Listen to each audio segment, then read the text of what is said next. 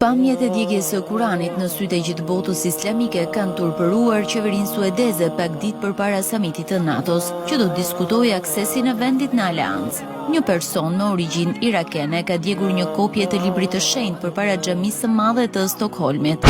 Kanë morë guxim qafirat me kall Kur'anin flet, pa i pas pa musliman se e kanë kall një Kur'anin vet.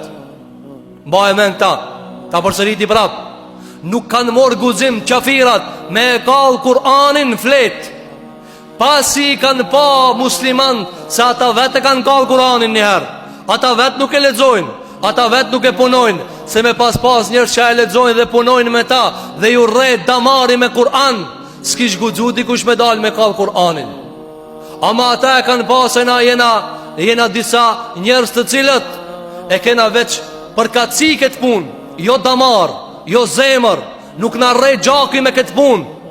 E ata të cilët ju rrejti gjaki me këtë punë, sahabët e pejgamberit alayhis salatu wassalam, e tabiinët, e tabiinët, e pastaj khilafeti umawive, e abbasive, e sulgjukave, e të tjerëve prej muslimanëve dhe osmanëve dhe të tjerëve, kur ju ka rrejt damari me Kur'an, s'ka guxu jo fletat me akall, s'ka guxu pa fol për Kur'anin në shkallën më të lartë të nderit. Se ka pas njerëz që ju ka rrejt damari me Kur'an, zguxon ti me e prej Kur'anin. Ama ata e kanë pa se te musliman ka gjumë. Nuk në intereson neve për Kur'anin.